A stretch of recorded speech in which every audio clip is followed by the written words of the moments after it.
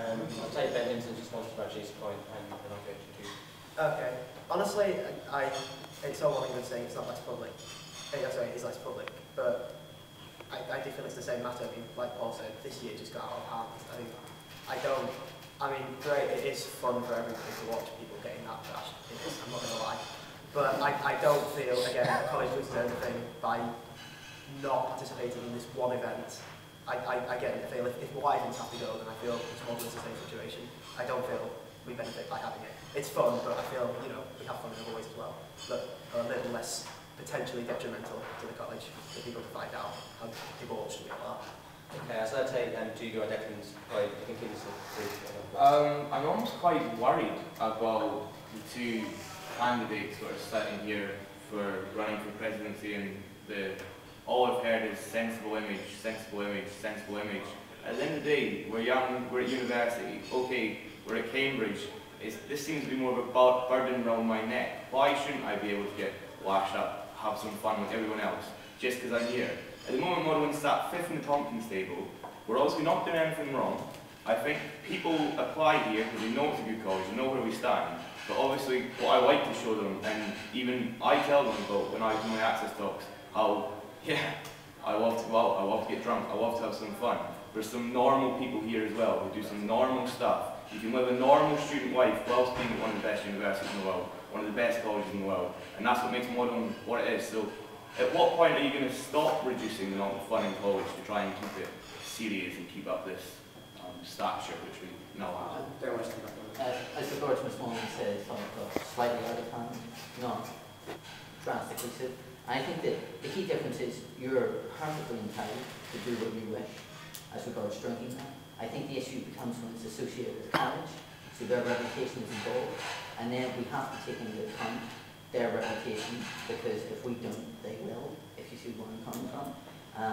I think that's the difference between a group of your mates, you know, all going and getting drunk or whatever, and a difference between that and a college run event. You know, in some way their reputation's on the line. That's a bit of an over-exaggeration, but you see where I'm coming from as a principle. Yeah, I wouldn't say that removing Wyverns and removing Northern and removing, you know, the other people that drink. I'm not saying, you know, thank God, I'm not saying we shouldn't drink and act like students and kids. I just think we're removing two potential events, and I feel we can consider them discrete events from the rest of the moment, sort of drinking and partying. Look, as seriously detrimental to college reputation if they get out. I feel, like Ben said, if we don't consider the college reputation and at least do something that's sort of removing two potential issues and not stopping people's, you know, ability to have fun and go out and party. Paul, can I add a question, just so this doesn't drag on too long, but they asked what their views are on bops in college trying to ban those. It's not already on your list. Yeah, it's already on. If we're happy, we'll then spread it out into more of a bot conversation. Kind of example I've got here is a college have given in the past at least the impression that they don't want bots and they're looking for an excuse to ban them. Now, let's hypothetically say at the first bit of bop you're running, a few people from outside the college turn up, it gets a little bit out of hand, a couple of windows are smashed or something like that. The next morning you get an email from the dean saying, bops, you know, the bops are banned, can't have any bops. How would you react? Do you think this is justified? I'll go to Ben Hinson as well. Okay, so if we're taking it from a security issue, sort of behaviour's got to happen. I think there's ability there to at least make a concession with a DC reason. For example, if you take, I mean this is just purely hypothetical obviously, but if you take the fact that the DJ costs £600 for a bot, I'm sure we could find a cheaper student DJ, which would then allow money spare to maybe put one extra porter on the door, two extra porters, to show the dean that we were actively, you know, taking an interest in improving security, which I don't feel like an extra porter or two would ruin the atmosphere of the bot on the door. I don't.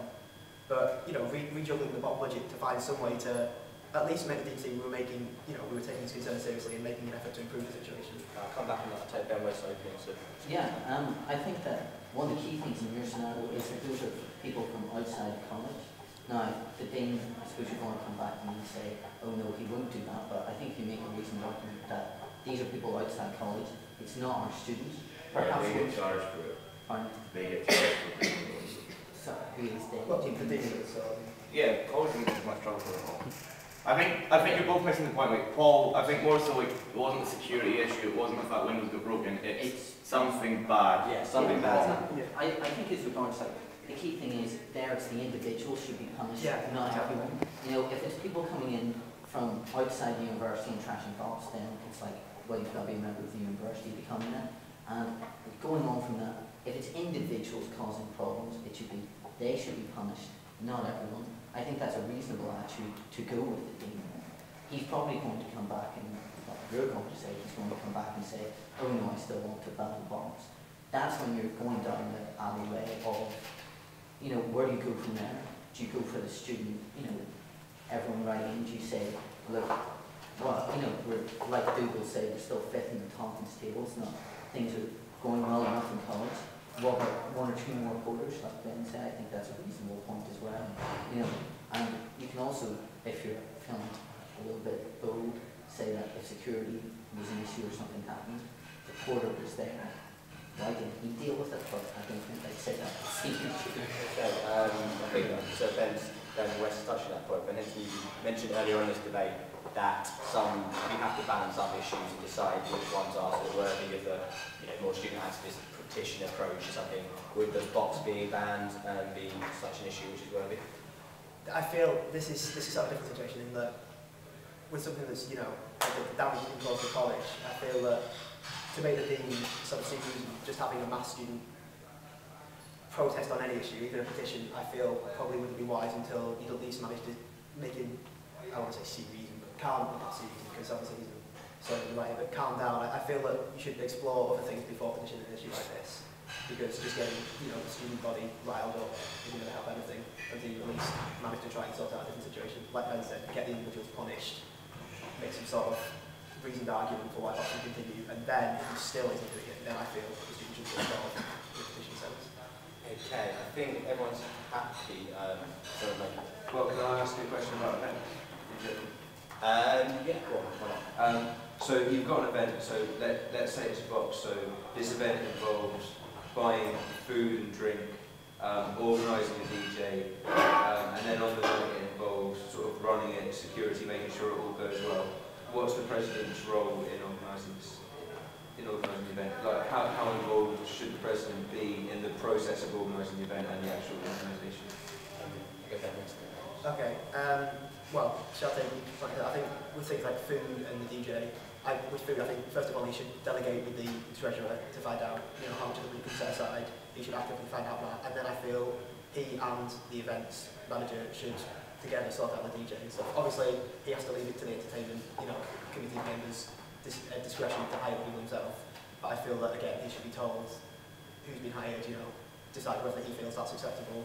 Again, I feel to a large part he has to delegate to the events person because that's what he's there for. But I feel the president should be there to at least know what's going on, not to actively tell the entertainment manager how to do his job, but to at least have the final say on whether he thinks that's suitable. But for the most part, it's... And then on the night? That's on the night, so things such as security. Well, obviously there'll be a committee presence and everybody will be there, so I think beyond that, just making sure, maybe consulting regularly with the porters on the doors to make sure everything's okay, sort of just being there and overseeing, I feel, is all it needs to be, what all the camera and leave on, so. Okay, Ben West. I'm glad you raised this point because one of the little small things I do, which hopefully adds up, is I think the way we're really handy is to have a chart, just a standard chart, saying for events such as Bob's, a bit of a checklist in a way. Have you hired the porter? Have you got the DJ? Have you done this? When you do this, email me, you know, if I were president. CC me in, let me know what's happening. You know, I get that type of thing for, not only for Bob's, for Super Bowls, you know, for careers event, you know, I would ask the committee, for the major events you've done, could you write a checklist? Because that way, it's not, you know, it's making sure things don't fall through the cracks. It's kind of standard business practice, so it makes sense to introduce security. We are, in a sense, a service provider. Going on from that, as regards on the night, but on the night, I would say that the president fair in a more kind of, I should put, command and control way, if you see what I mean. So, if an issue comes up, he should be saying, right, this issue's come up, you go and deal with that, another issue comes up, you go and deal with that, keeping tabs on it. So he's not, if an issue comes up, he's not going off dealing with that and then another issue comes up, and it's, you know, say the vice president's